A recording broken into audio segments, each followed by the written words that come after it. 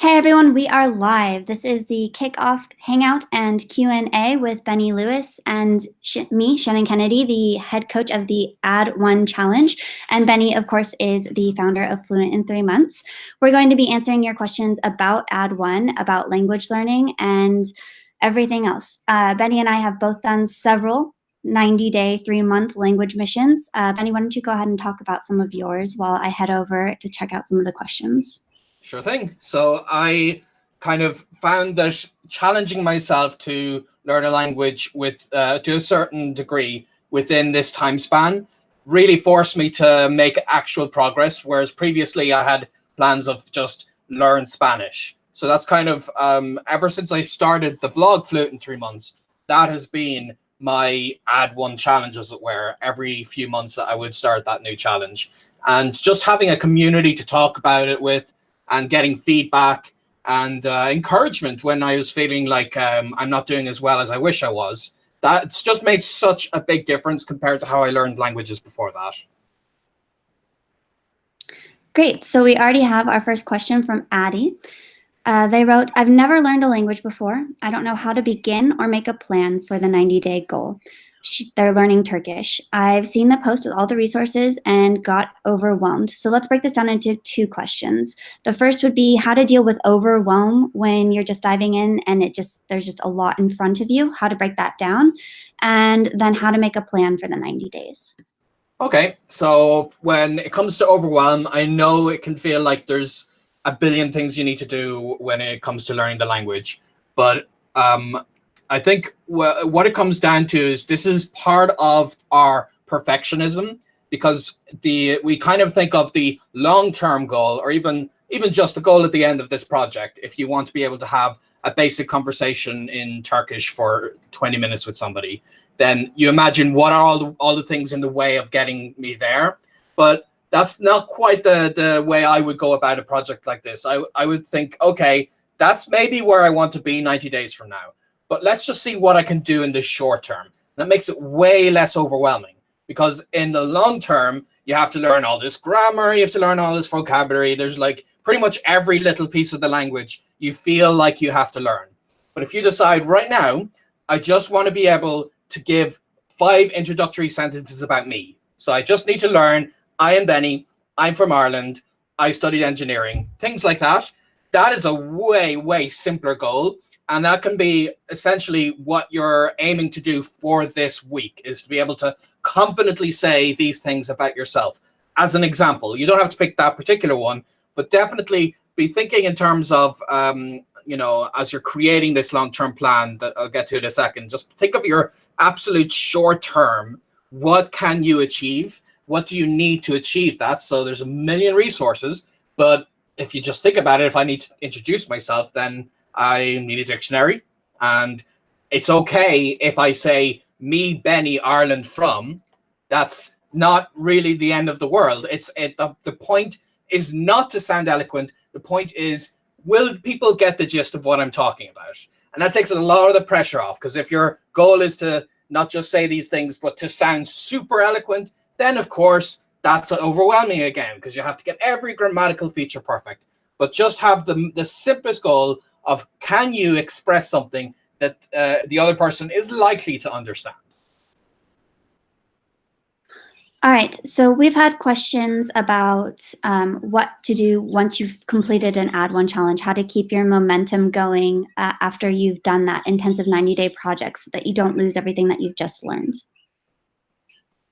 Yeah, so it's what I've generally over the years kind of oscillated between is having a 90-day project where I'm intensively focusing on one new language, and that's just for the 3 months. And then the other 9 months out of the year, it's not that I'm learning 3 more languages. I take those 9 months as my maintenance period. And that essentially means that whether it be maintaining the one language or multiple languages, my goal is not necessarily to like really shove my level up to the next notch, because that's kind of the purpose of a 3-month project like this, is you're truly making it the priority.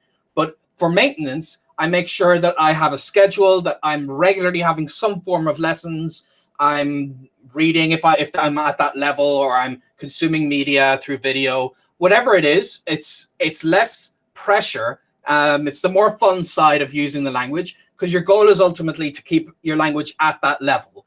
You can also have the goal to push it up a notch slowly over time. Just for me personally, I've found that having the intensive project is good for that. And then the rest of the time, I just want the language to be at that same level, because a lack of practice will mean that it'll slip down. And I think I didn't quite address the second point you were saying before on the long-term plan. I was just saying, essentially on the short-term plan, we have that. So kind of think to yourself, if you have a goal over these next 3 months, that's realistic. So it has to be pushing yourself, but still kind of within what you know you can potentially achieve.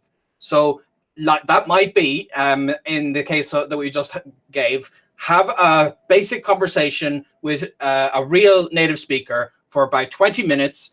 And it's okay if you make tons of mistakes. It's okay if you have to ask them to repeat themselves, and it's okay if everything's very slow. You just want to have that basic conversation. Then, okay, that's the goal in 3 months' time. So think of what I was saying before about your weekly goal, and try to think, what would the weekly steps be to get me to that point? So in my case, it's just be able to blurt out things about myself. And I know they'll speak back to me and I won't understand. And you have to accept the whole perfectionism thing has to be let go. You have to accept that if your goal is to be able to say things about yourself, you're not necessarily going to understand them when they reply to you. You're not going to have perfect grammar if you're speaking things you've memorized from a dictionary that are just one word after the other. And that's okay. It's very important to accept that you will not be able to focus on so many of these aspects, and be cool with that, because that means you'll be much better focusing on the thing you are putting your energy into this week, and then change it to the next week and change it to the next week. And generally, I would have a vague plan over the 3 months. I wouldn't have a very precise, like day by day, what I need to be doing, because for me personally, I find that I need to adjust my plan based on the challenges I face as I'm getting into the language. So I would definitely try to talk to a private teacher, get their feedback, and they will tell you, okay, I can see you're pretty good at basic conversations, but you're having a big problem with past tenses. So you should really focus on that. And then that's where your energy needs to go. All right, I asked everyone to let us know where they're joining from and what language they're learning. So we have Suzanne, who says, I'm learning Hungarian in California. California van élek, magyarul tanulok. We have Paulette, who says she's from Canada, living in the US, working on French at the moment, and she's going to be learning as part of Add1 Advanced. She's an intermediate learner. Mm-hmm. And we have Carrie, who's joining us, and she's going to actually be in my dream team this challenge, because we're both doing Hindi in this Add1. Mm. And so she has a question for learning Hindi, and that is, do you suggest working on the alphabet or skipping it altogether? So I'm going to jump in just really quick, and then I'll pass it over to you. I just did Hindi in A1C37 in the 37th Add1. And I can let you know, Carrie, that I did not learn a single letter of the alphabet for Hindi. I did not focus on that at all. My teacher just wrote in Romanization for our lessons. And then I would kind of adapt it a little bit to make sure that I got the pronunciation right. But I cannot read at all in the language. I probably will work on it later. I'm not planning on working on it even in this challenge. So I skipped it. She adds to her question, I have started. I know about half of the alphabet, and it seems to help me understand the different sounds and grammar endings, but I'm already afraid I won't be able to hit that 15-minute mark as it is. So again, I didn't learn it. Benny, what's your take on this? Yeah, I'm absolutely with you there, Shannon. When it comes to my own past projects, for instance, when I did Egyptian Arabic, I very specifically learned all of my vocabulary and sentences through a Romanized version. I did learn how to kind of follow along with Arabic script, but the majority of my studies, all my notes were taken with Romanized version. And when I learned Mandarin, I used Pinyin, which is essentially the Romanized version that people use when they're trying to learn Chinese. And I can read a few characters, but that wasn't my focus. Because if your goal is this 15-minute conversation, then learning how to read is not actually going to help you with that. It's not that I'm saying never learn how to read, but I do very passionately feel that beginners who want to focus on their conversational skills should not have to be worrying so much about reading, whether it's reading languages that use the same script, like French and German and so on, or languages that use other scripts where you can kind of give yourself a leg up by learning the Romanized version. I would just do through the Romanized version, and think of it how children learn languages. They learn how to speak and understand first, and they learn how to read and write a few years later. And that's kind of, I think that that's a natural process, and that's how we should take it. And on top of all of that, it's kind of easier to get into the spoken language first when you're actively using it, and then you have the context. And as I've gone back to learning the written form of these languages, once I have some form of communication skills at the spoken level, it's been way easier because the verb endings and such, I already have some intuitive understanding of how these work. So I get through that written aspect way faster. All right, I'm going to skip around here a little bit because we have a similar question. So Miriam says that she's working on Mandarin. She's not exactly a beginner, so she does hope to work on grammar and characters a little bit in this Add1. And I would say that that's fine if you already have a foundation in the language. Shifting to kind of work on characters and other things like that can help you and is probably a good step. Do you have anything you want to add to that, Benny? Yeah, like when it comes to language learning, I always tell people my approach I recommend people have a dynamic learning approach. I have a particular approach as a beginner, which is mostly spoken focused. But once I reach an intermediate stage, then a lot of what I do isn't that exciting in terms of like, you know, adventurously going up to strangers to speak.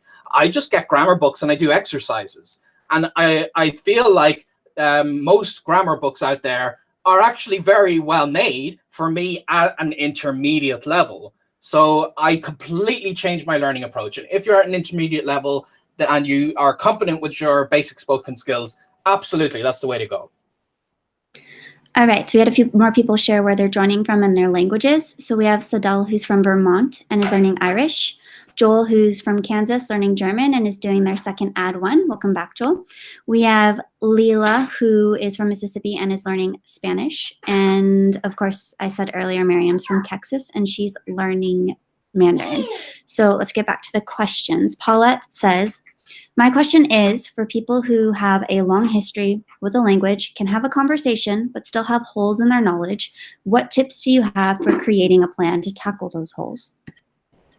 Okay, so when it comes to these holes, these gaps that you want to fill, I think it's very easy for us to overanalyze and for us to come up with plans. But I think it's way better if you can coordinate with a native speaker, especially with some teaching experience, because they can help you fill those gaps. Because those gaps have kind of appeared through the way that you have learned the language yourself, and it's kind of meant that these gaps are less obvious to you in that process. So I really feel that this is the kind of thing that if you can work with a native speaker, they can help you. And then other than that, there's plenty of explanations online and there's plenty of good books that teach you very specific aspects of the language. Like if you're learning Spanish and you are pretty good at it, but you're not great at the subjunctive, there are plenty of subjunctive obsessed exercises and aspects of books and chapters in books. And there are exercises you could do with your teachers that focus entirely on that. And it's essentially a case of that gap needs to now be your focus. So instead of kind of, you know, learning the language over a process of trying to get everything, the kind of stuff you would get through general practice that has created those gaps, I would say now you need the focus. And again, focus is something I really like to have on very specific aspects of the language, only when I'm at an intermediate level. I don't think it's necessary as a beginner. You just need the basics, be able to say what you want to say and get the gist of what they're saying to you, but then focus on those gaps. You will find explanations that will help you figure them out. All right, before I get to the question, actually, I'll preface this. As a part of Add1, we ask you to commit to a daily study goal. One of those study goals is 30 minutes a day, 7 days a week. I'm guessing that this is a study goal that Addie committed to because their question is, what is a good daily 30-minute plan? So what would you suggest for the 30 minutes every day as a part of that 90-day challenge, Benny? Okay. Some things that I've done in my 30 minutes a day include setting aside time specifically for vocabulary. So during the rest of my challenge, I might be gathering vocabulary. So let's say I've got a Skype lesson twice a week, for instance. Then during that lesson, I'm writing down notes of new vocabulary, very, very important words that I know I need to be using. And then afterwards, I might add them to my Anki deck, or I might create some other flashcard application import that I actually am exposing myself to those specific words. And then in my 30 minutes a day, it's very important for me to stay on top of those words, since they have come up in conversations and I've marked them as crucial. So 30 minutes, I would revise those. And in my case, that would be using the app Anki and just maybe starting my day, or just before a spoken session, or maybe just before I have a break for lunch at a very specific time, because that's the thing, is consistency is key when it comes to maintaining this routine. I would put those 30 minutes into vocabulary. Generally, it depends on what your priorities are. It could be vocabulary, could be something else. I also have prioritized 30 minutes a day for spoken sessions. I know that's not as realistic for a lot of people in terms of the timing and so on, but during a lot of my intensive projects, that has been the core of my day that everything else has been planned around. So really, I would see what are your priorities and then decide on that for the whole project. But a good rule of thumb is vocabulary is generally one that stands in the way of a lot of people. So if you're not really sure, for now, I would say to use vocabulary study as your core 30-minute activity. Yeah, for me, as a part of the Add1 challenges, there's 3 things that I always do: lots of speaking, lots of listening, and vocabulary. So for me, that might be 1 or 2 lessons a week. And then the rest of the time I would be listening to podcasts. I pick ones that require me to speak as well as listen, and then doing daily vocabulary study. So however that fills up that time, sometimes I would study a little bit more, but I definitely get that half an hour in every single day. Leela asks, what are some ways to get over being shy? I message language partners all the time, but we never seem to actually start speaking to each other. Yeah, this is I think with language partners, it's when you're feeling shy and you're feeling the lack of confidence, you start to overanalyze in your head what's going on, and you start to imagine maybe the other person is judging you, and like you might be trying to start the conversation, and you're like, how's it going? And you're kind of waiting for them to say, okay, let's do this. Let's get into speaking mode. What's the plan? And the problem is that other person may be just as shy as you, and they're kind of balancing out your, how's your weekend, by saying, mine was okay, how's yours? And then the conversation stays at that point. So ultimately, the advantage of it being through a chat means that you don't need the same level of confidence that you would, like if you're a shy person. I realize that in a social situation, it can be terrifying, the idea of walking up to somebody and saying something out of the blue. But keep in mind, all you have to do is write out something ahead of time, and then just copy and paste it into the chat or into the text window. And that is, I know it still requires a certain level of confidence, but it's way, way less than that you might be feeling restricted with having a level of shyness in social situations. So just think of it like that. Don't think of it as the pressure of another person judging you. Just think of it as a few clicks of your mouse that you're doing. And keep in mind that if any of your if you're feeling held back by the other person judging you, just always remember that in the vast majority of cases, that other person feels exactly the same way you do. They're wondering if you're judging them, and of course you're not. And they're wondering if you're going to take the lead and be the person who says, let's do this. And if both of you are waiting, then it's a lot harder for something to move forward. So just take that initiative. You're both on this system for a reason. You both ultimately want this language exchange. So it's a lot easier if you're the one who kind of does that little nudge forward. And it's also easy if you write that out ahead of time so you can copy and paste it, and instead of in the moment trying to type it out. Because that I realize that can be that momentary time that you have to think, what's the way to say this. Don't worry about it. Don't try to phrase it perfectly. Just say what you want to say, and you'll find that people will be like, okay, let's do it.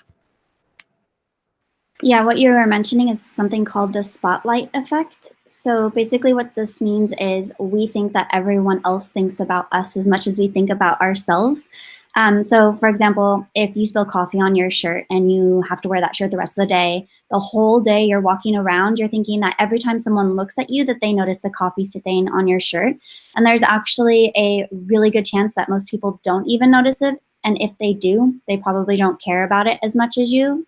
So it's just this thing that we kind of reflect our inner thoughts onto other people, and part of that is what we're focusing on ourselves. And so we assume that the other people are focusing on those things about us as well, when they're really not. They're having the same thing happening. So like Benny said, when you're doing that language exchange, you're focusing on all of your mistakes, how articulate you're sounding, how well you're using the language, but the other person is doing the exact same thing for themselves. So all of those little mistakes you make, they're probably not thinking of them as a big of a deal as you are, and they're more focused on their own mistakes, on being helpful to you and how they're doing as an exchange partner. So that's just something to keep in mind, and that'll really help. So Lavanya says, when you offer advice to intermediate learners, you often suggest learning grammar. Can you please explore this in more detail? I believe I'm at a B1 level and in my target language. So they're looking for more specific tips than just learn grammar. Yeah, sure. So for instance, right here, I'm a fan of the of books that just essentially have grammar in their title. So like this is one I use for Spanish. A new reference, Grammar of Modern Spanish. I have, let's see, in Italian, I've got another one here.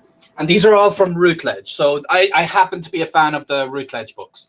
So these books, I like them because I've got enough level of the language that I can endure technical explanations.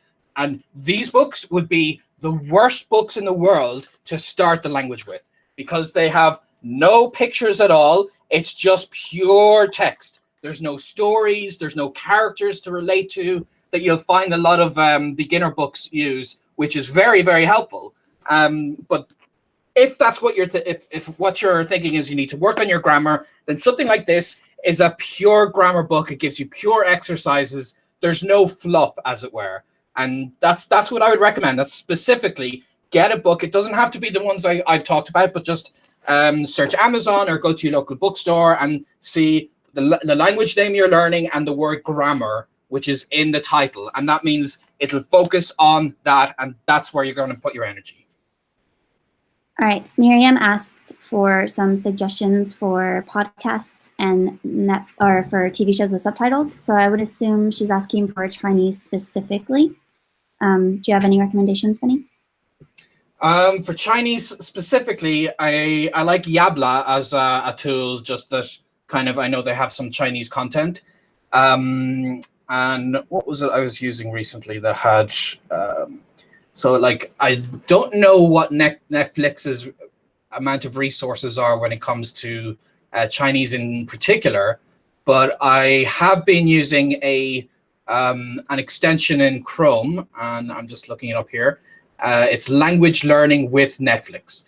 And what this does is it creates a bilingual list of the captions so that you can see them in both the target language and your current language. And it automatically adds in pauses, which is very, very useful for language learning, that you'll hear them say the phrase and then it's automatically stopped. And the phrase is on screen, so you can write it down. You can hover your mouse over the words and it'll automatically translate it for you. So that's one option in general with Netflix. But for Chinese in particular, do you have anything you might add, Shannon? Yeah, so there's actually a Chinese version of YouTube because YouTube is blocked in China. So it's called Youku, Youku. And there you can actually find lots of Chinese movies that have subtitles. The buffering isn't always amazing, but I've gotten to watch lots of popular Chinese movies that way, TV shows too, and then plus you can watch a lot of shorter things like commercials. And in Asia, commercials actually tend to be really long, not like the 30 seconds, 1 minute that you have here in the US. They'll actually be like 10 minutes long, and then sometimes the commercials will be a series. So you can actually watch 30 minutes of commercials because they're like mini stories that eventually lead to whatever the product is that they're trying to sell. And I think a lot of them are really cute. They can be centered around romance or family or things like that. So it's pretty practical vocabulary that you pick up in those. So you can watch those as well. And then there's music videos and lots of other things on Youku as well. I also do watch some stuff on Netflix. There's a few TV shows and a few movies for Chinese on Netflix. So there's lots of options there. Those all have subtitles. For podcasts, I enjoyed Chinese Pod. You can watch a lot of their stuff on YouTube for free, as well as Chinese Class 101. Again, a lot of their material is available on YouTube for free. So those are two podcasts that I recommend. There's also a kind of news in slow Chinese. It's not news in slow Chinese. It's called something else. I can't remember exactly now. But it basically reads you the news in slow Chinese. It's a free podcast on iTunes that I also like. And their website has all of the podcasts written out. So you can go and read along or download the transcript to use as well as an additional resource to the podcast itself. So those are my recommendations for Chinese. I've got a question for you, Shannon. Yeah. Does Youku have the same feature that YouTube has, that you can manually change the speed of videos? I don't remember off the top of my head. It's possible, but I don't remember. It's not something I've used. I'm sure there's a tool that you could use if it was something long enough that you could download and then like in a separate program to slow it down. But in general, when people are learning any language and they've got a YouTube video, no matter what the video is, I would use that slow down speed, because if it's native speakers, then you'll get overwhelmed. And I've gotten great understanding out of slowing something down to half the speed and being able to follow actual natives, even in the earlier stages of a language. So absolutely use that feature. Also, if you watch some of the older Chinese films, they tend to speak a lot slower than in modern ones. So that's also a good tip. Plus, I believe on YouTube, there's a lot of old classic Chinese movies like Raise the Red Lantern that are available on YouTube. They've been uploaded there. You can probably find them pretty easily. They often have subtitles as well. All right, so Sadell asks, do you have any tips specifically for practicing Irish verbs? That's going to be out of my realm, Benny. Yeah. So Irish is kind of famous in not being super complicated with verbs. We have 12 irregular verbs. But after that, it's, I would say the rules that I would apply for it are kind of similar to what I would do for any language. I wouldn't focus, especially if you're beginning with Irish, I wouldn't get too obsessed with like, really getting these verbs where they need to be. I would just use the dictionary form of the verb, and that's fine. People are going to understand that, even if it's not necessarily the right conjugation and such, that you would just say that word followed by everything else, because that's really all there is to it. There's a couple of little things like, for instance, if a verb starts with a vowel, then you might have a D before that if it's a past tense. There's lots of very specific things like that. But ultimately, if someone did not use these things with me and they just said the dictionary form of the verb, then I would get what they're talking about. So this is one of those things that I would say it's not something you need to stress over as a beginner. Leave that for intermediate stage and focus more on sentences, on phrases. And those phrases may well have the perfect conjugation, but you don't want to be obsessing about the verb, because that's not a good use of your energy as a beginner learner. All right, Lavanya is asking about tips for improving confidence. I know we touched on this specifically related to exchange partners, but let's talk about it now from the perspective of just confidence in yourself and your ability to use the language. So what would your advice be there?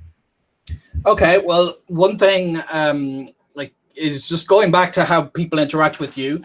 I would really like actively try to imagine how you would react to somebody else speaking your language poorly. Now, if somebody came up to me and they said in English, supermarket where, am I the kind of person who would be like, what an idiot, they forgot the verb, and it's not very well articulated, and they should have prefaced it with, excuse me, kind sir. I could be like that, but that's not who I am. I think it's fine if they say supermarket where, and good for them for trying. And I would think to yourself, do you have this level of criticism for somebody who's speaking your mother tongue? If they're a learner, they're clearly trying. And if you don't, then you have to imagine that actually most people are like that. So if, like Shannon said, if you're trying to express yourself, the other person isn't judging you. The other person isn't constantly analyzing everything that you're saying and like internally shaking their head and being, what a moron. This is not something that actually happens. So remind yourself of that. And like Shannon said, it's the spotlight effect that people are imagining others as judging them the same way. And otherwise, when it comes to confidence, one thing that has been a huge difference for me is in terms of getting myself away from perfectionism, is that I actually make making mistakes my goal. I think that really helped with my confidence. If my goal was to perfectly say these phrases, then it's extremely likely I'm going to fail, and I'm going to feel bad about that. But if my goal is today I'm going to make 200 mistakes, then that's not something that is going to be very hard for me to do. It's likely to happen, but by making the mistakes, I'm also practicing, and that's my purpose. My purpose in using it there is to get that practice time in. So I would highly recommend you have this like change in philosophy, that you are using the language and making mistakes is a part of that. Have a goal of making mistakes, and that will give you that extra confidence. Would you add anything to that, Shannon? Take the courage to speak. Yeah. So we've actually designed, Benny and I have worked on a course called The Courage to Speak, which is specifically geared towards helping you gain confidence speaking your new language. And it's available as an add-on to the Add1Challenge. So when you register for the Add1Challenge, you have the option of signing up for The Courage to Speak as well. So if you're struggling with confidence, I highly recommend that you do that. It's also available on its own, so you can access it as well. It's a video course. It has a workbook. It has additional reading material and tons of exercises that you can do to help build your confidence. And the reason that we put this together is because this is an issue that I struggled with, and I wanted to share my experience working through that. Now I often hear, I would never guess that you're shy, or I would never guess that you're not confident in your language abilities, but it's definitely something that I worked through to get to this point. So I share all of my experience doing that as a part of the course. So I highly recommend it if this is something that you're struggling with. All right. Carrie is asking about something on your bookshelf, Benny. She wants to know if that's Harry Potter that she sees and the language that it's in. Oh, okay. Let me see. There's definitely a Harry Potter book here somewhere. Yes, here we go. So this is Harry Potter Agus an Orlach. This is the Harry Potter in Irish. And the translator is actually in my family. So it's like a great aunt of mine, as it were. So this is the Irish language edition of the very first Harry Potter book. And yes, very good eye. And this is what it looks like. All right. So our next question is from Paulette. She has a couple questions for both you and I. She wants to know, 1, what language we're studying now, and 2, what the hardest language we've ever studied is. Okay. So right now I am in maintenance mode. So as we were saying before, we're either intensively learning a language or we're working on our current languages. So I really want my current languages to get to the level I'm happy with, and I'm like slowly but surely getting my schedule around spoken sessions and studying these books and everything. But then the hardest language I've ever learned, after Hungarian and Chinese and even Quechua, the Inca language, all of that the hardest language I ever learned was Spanish. People are always surprised when I tell them this, and it has nothing to do with me giving examples of, well, this is hard and this conjugation and that. It's because it was the first language after English that I truly tried to learn, and I was bad at language learning. When I started this off, I did not have a good technique. I was obsessed with getting everything perfectly right. I tried lots of very poor ways of learning the language. Like, I actually tried to read the Lord of the Rings book as a complete beginner in Spanish, and that was like such a ridiculous idea and a waste of time. So I did so many things such that 6 months later, I still could barely put together a couple of sentences in Spanish. And I was working hard. I really was. But I was also not actually using Spanish because I was in the English-speaking bubble in Spain. And that's the thing. I was living in Spain. So I was thinking, you know, this is the magic solution, that you're in the country that will solve all your problems. And that did not solve my problem of actually learning Spanish. So that is why it was hard for me. It was a big struggle for me to get through this process, but it's not because it's Spanish. Like, relative to that, Chinese and Hungarian were a little bit easier for me because I had the strategy and I had the confidence. And the confidence meant that, yes, there are other more complex challenges in those languages, but I took them with the right attitude. Whereas with Spanish, the simpler challenges felt like giant mountains for me to climb. And that made that language hard. So it's all about what in your head. If you decide that it's hard, that's really what makes it hard. It's not the specific things about a language. And I always like to tell people this a guy that I met who was Spanish, and he was learning French and Japanese, and he found Japanese easier to learn, which just boggled my mind because French is closer to Spanish. But he explained it's because he's passionate about it. He doesn't care about French. So it was kind of, it was too much work to put in, too much effort. Whereas with Japanese, he really wanted to go to Japan. He found Japanese girls cute.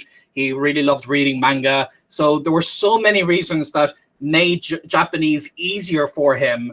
And a big part of that is the confidence and the passion that you have in the language, as well as the approach. So that's why I say Spanish was the hardest for me. But it's got nothing to do with conjugations and subjunctives and all that. It's just how my personal experience was. And always keep that in mind as you're learning your language.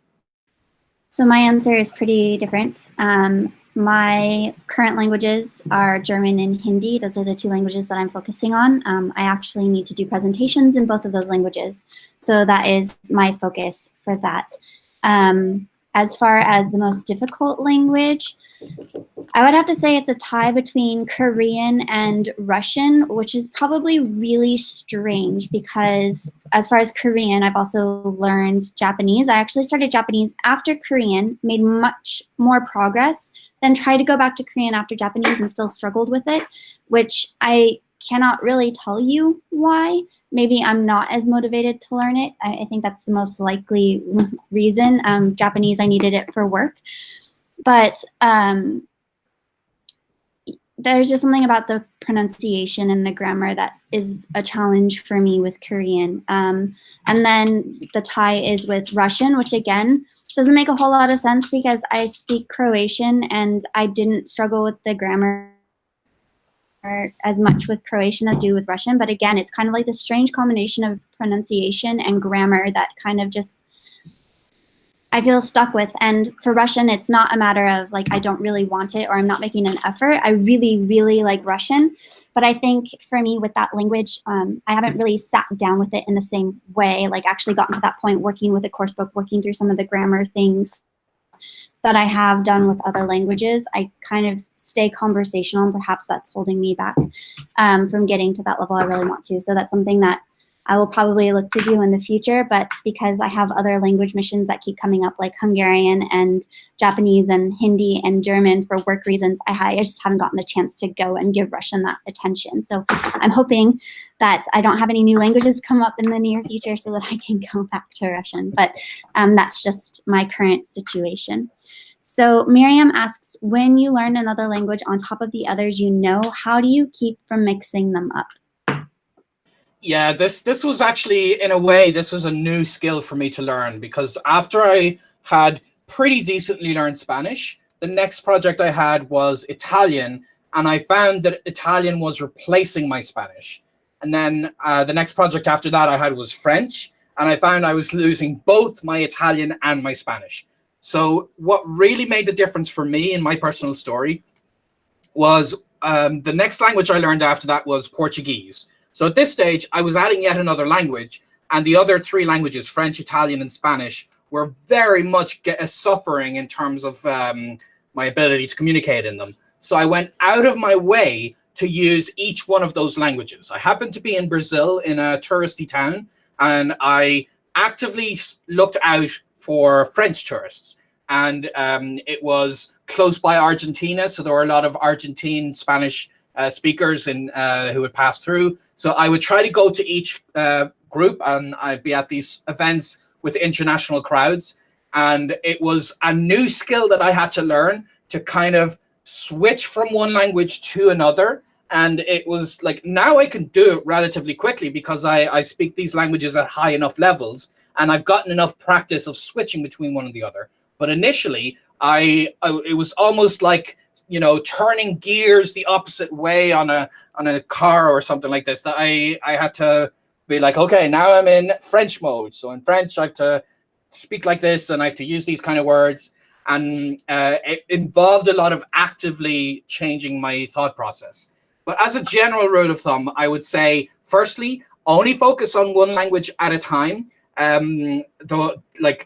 At the time, the thing I probably should not have done is I was learning Portuguese and working on these languages simultaneously. So since then, I've always only had a project of, I'm either learning one new language or I'm working on my current other languages. And if I'm maintaining multiple languages, then that means I am switching. So maybe today is French day, but then tomorrow is going to be Spanish day. And it'll kind of get my brain used to using one and then the other. And as I speak to my French teacher, it's very likely that Spanish words might creep in if I'm still at the beginning stages, but my teacher will correct me, and I'll have those embarrassing moments where I used the Spanish word in a French situation. And like to this day, I remember like one of my first like mix-up mistakes in Brazil was I tried to say just something simple, bigger, the word bigger. And I said mais grande, and that's not how you say it in Portuguese. That's kind of a Portuñol version. In Portuguese, it's maior. And I said that, and the person corrected me, and it was just such a memorable, like I laughed about it and everything, that moment really helped me to remember from now on that the words mais grande just should never go together, even though in Spanish, más grande is absolutely the way you say it. So it was kind of just in real practice to use these things. But again, focus on one language. Do not try to learn two languages at once. And I would generally recommend people try to get each language up to a solid intermediate level before you start working on the next ones, because I will definitely mix up my languages more likely if they're at beginner levels. And that's just unavoidable. So try to focus if you can. I would say that mixing up is just a natural part of the process too of learning multiple languages. Even at the intermediate level, you'll do it. My story is that I was in China working with a Japanese company for music, and I was trying to explain something really technical to someone from the Chinese branch of the company. So I was going back and forth between someone who spoke Japanese and someone who spoke Chinese about something that already in English was like a little bit technical for me. And then going between the two languages, I ended up speaking to the Chinese person in Japanese and the Japanese person in Chinese, and then like just confusing the whole thing. So I was like, tap out, and I went and found someone else that could help me. So it's going to happen. And you just kind of have to accept that, but there are ways that you can work through it. Like Benny said, I don't recommend doing two new languages at the same time. But one of the techniques that I use when I do add a new language is a technique called language laddering, which is where I build on a stronger language to also kind of separate out that newer language. And it's very deliberate practice. So something that I do, for example, like with Russian, when I'm taking notes, I actually create columns and I'll write the Croatian next to the Russian so that my brain is going, okay, this is this word in Russian and this is this word in Croatian, and I can see them and compare them and kind of draw that line. So that helps me, but I'm not studying the two at the same time. I know the word in Croatian. I'm learning the word in Russian. I'm just kind of creating this divide so I can see where there's similarities and where there's differences. And then that way I'm also making my Croatian even stronger in addition to learning Russian. So that's something that I do. Yeah, I'm a big fan of laddering. I've actually learned a lot of my languages through French books by Assamil, and it's just it's really helped me to displace them, as well as getting practice with my higher level French skills. Yeah. All right. So Sadell asks, I guess she goes to a lot of meetups in person. She is asking if you recommend bringing a script to an in-person meetup. I mean, bringing a script, it's got a certain level of you're going to feel uncomfortable if you're reading something in front of someone. What I would recommend is trying to work on your skill of producing that script quickly. And something that this is actually part of my language projects is in the first couple of weeks, I try to make a scripted video introducing myself on camera. And to this day, I remember the one I did in Mandarin where I was just giving a tour of my tiny studio apartment. And I had all of these little tricks. Like I came up with a mnemonic that when I was, looking at the fridge, then I remember the word that began with an F. And that was how I was starting that sentence. And it helped me because at an event like a language meetup, you are likely going to say the same things over and over again. So if possible, try to find some way of memorizing that script. And there's lots of great mnemonic techniques that you can do to help you with that. But otherwise, it's fine if you say to someone, do you mind if I check my phone? And you can kind of read it out from your phone initially until you're more confident to say it. But it's fine to bring a script. People bring lots of things to these language meetups. They bring dictionaries. They bring whatever tools they need to get the conversation flowing. All right, I think that's it for questions. So thank you so much, Benny, for coming on and joining me. And thank you, everyone, for joining us. If you're in Add1 and you have any questions that you didn't get the chance to ask as a part of this Q&A, or if you weren't able to attend for whatever reason, you can post them in the questions channel in the Add1 community, and happy to jump in and give you an answer or help you out. So again, thank you. If you're joining and you're not a part of Add1, you can find more information at add1challenge.com. If you sign up, you'll get some free language tips from Benny and I, and you'll also get notified when enrollment opens for the next challenge so that you can join us. All right, that's it. Anything you'd like to add, Benny? Yeah, I just want to wish everyone who's getting started in the new Add1 Challenge the best of luck. You're part of a community now, and remember, it's going to be challenging. You're going to be making mistakes. You're going to feel at many stages in this process that you haven't done enough and you're behind the progress that you'd like to be. But I guarantee you a lot, if not everyone else in the challenge, is feeling the same way. So share that with people. It doesn't have to be just where you share your successes. You could share the challenges, and we will be encouraging you. That's part of what this community is. And best of luck in your challenge, and happy language learning. Yes, thank you. I'll see you all in Add1. Bye.